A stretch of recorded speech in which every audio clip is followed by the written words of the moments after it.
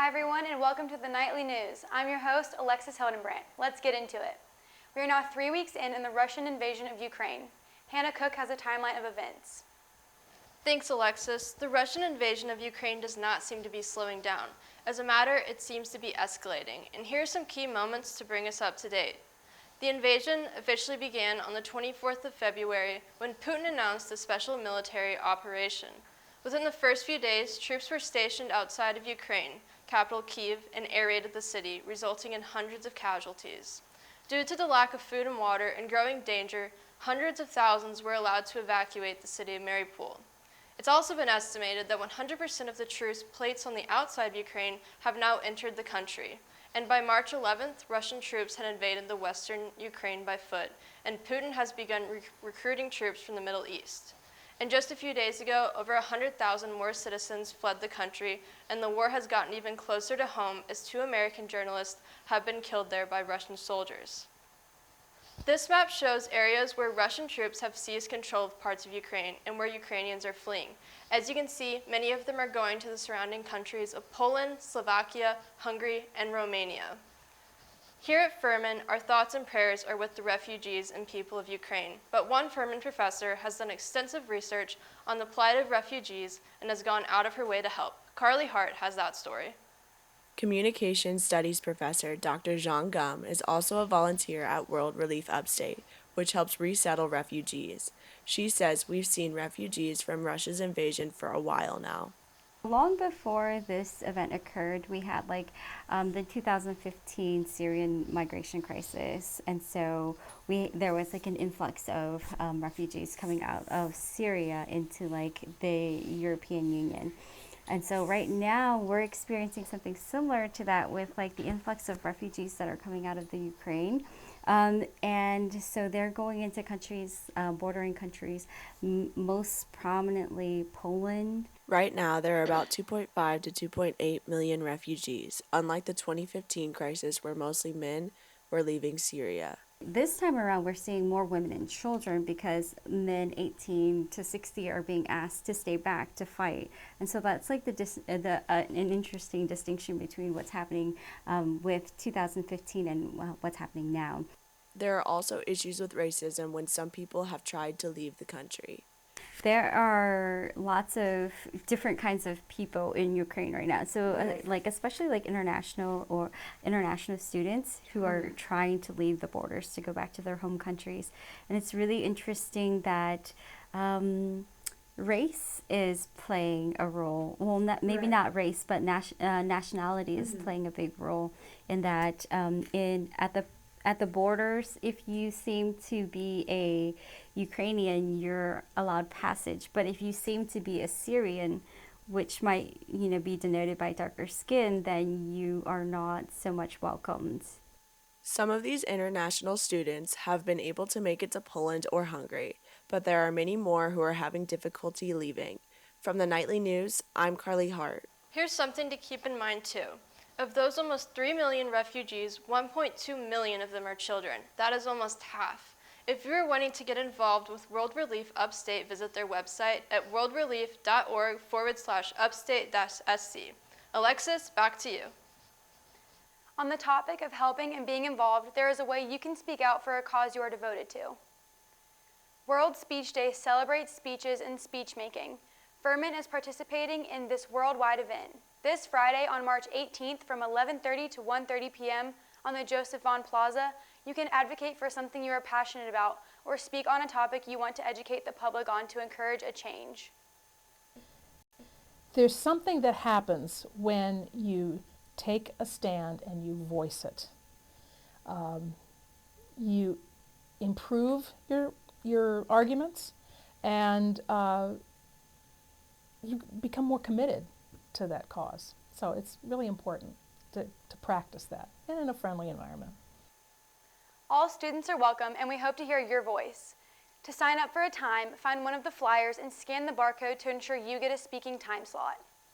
As Furman students are getting back into the rigor of their academics, some are feeling overwhelmed, but there is a place they can go to feel serenity. The Place of Peace is a Buddhist temple located next to the Furman Lake and the Clark Murphy housing complex. Built in 1984, this intergenerational temple was standing in Nagoya, Japan.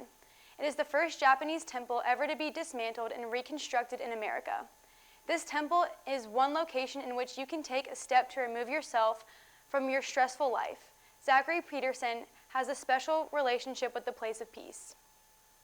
After really struggling sophomore and junior year, I had to figure out a new way to cope with my schoolwork and everything else that was causing anxiety in my life. And so I decided that after learning about the place of peace, that it was a place that I could come and meditate and figure out what I was really struggling with.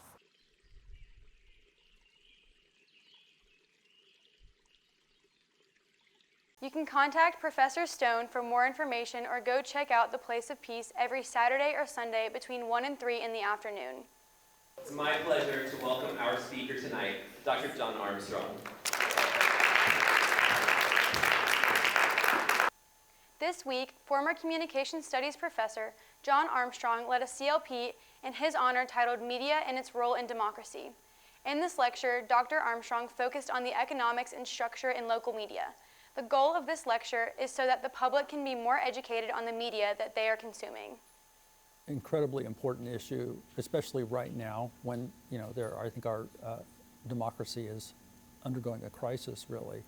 And I think a lot of the problems we see in our democracy now are related to journalism, whether the failure of the journalism, telling the truth at times, but also at times spreading falsehoods. And so I think that's really something that we need to examine and communication scholars need to look at.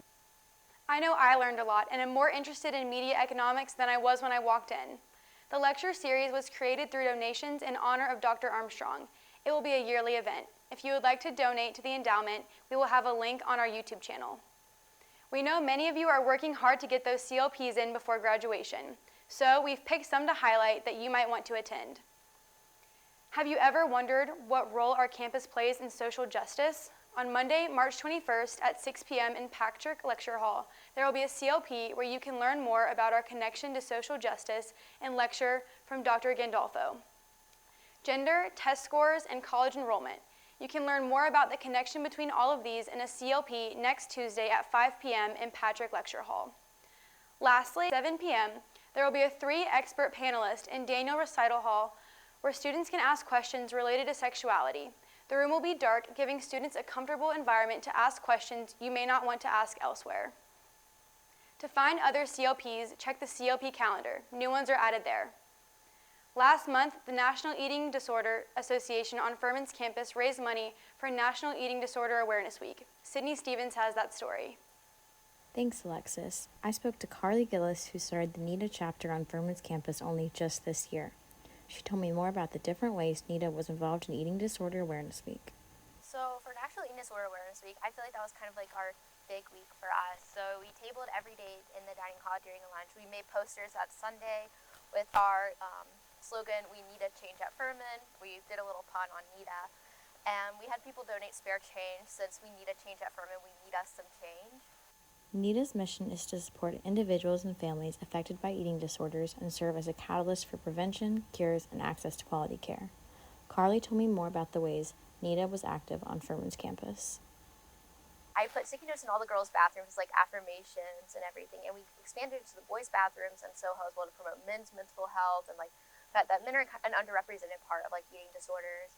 And we also expanded it into Clark Murphy as well, leaving it on the doors since we can't like go into the suite-style bathrooms. One of the events that we hosted last week was a Zoom discussion where people who had struggled with eating disorders were able to speak about their experiences, and they commented to me afterwards that it was really powerful to have like a space where they could talk to people who understood what it was like having gone through it themselves, and also realize that what you go through into eating disorder might differ from person to person. We are looking out for more events and activities from NETA on campus. Back to you, Alexis. Thanks, Sydney. I saw those sticky notes and was wondering who put them there. It sure was nice to see them.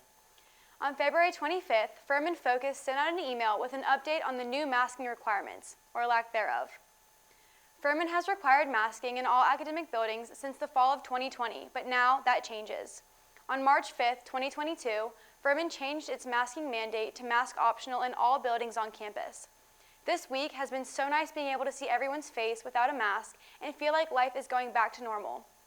While most students and faculty members are excited about this, we still need to be cognizant of those with health concerns. Let's keep our campus safe as we finish out the semester.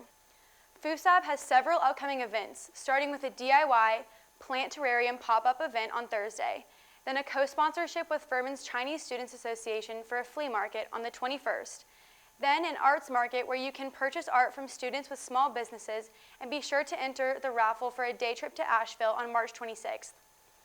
With St. Patrick's Day on the horizon, we sent our very own Dalton Arnette out to see what Furman students have in store for the holiday.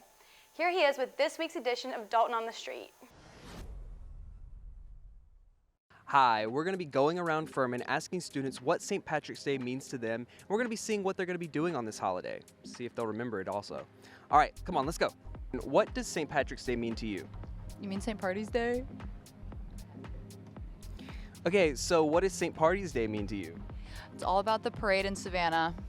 Will you be going to the parade in Savannah? Absolutely, and I will be missing classes. Do you have a test or anything that day? I have a midterm, but I got it moved. Don't worry. She got it moved for St. Patrick's Day. Wow, are you Irish? Absolutely. Oh wow, okay, so you kind of have like an excuse. Yeah, my last name is O'Hearn. All right, well that works. Okay, so will you remember St. Party's Day? I hope so. All right, well, okay, so I have a trivia question for you. Okay, St. Patrick is the patron saint of what country? This is embarrassing. Embarrassing's not an answer. Anything. Say anything. I literally don't know. You don't know? Oh my God. Yes. Okay, so are you going to be doing anything fun on Thursday? Yeah, I'm having a St. Patrick's Day party at my apartment, so everyone should come. I'm going to be wearing a sticky note on my forehead that says, "Kiss me, I'm Irish." And my mom gave me beads in August, and St. Patrick's Day, my favorite holiday, so I've been planning this for months. All right. I can feel the luck in the air and a lot of fun coming this St. Patrick's Day. Back to you. It looks like a lot of fun out there, Dalton. Speaking of fun, it's coming to an end for some of our athletic teams and just the beginning for others. Here's Kyra with sports.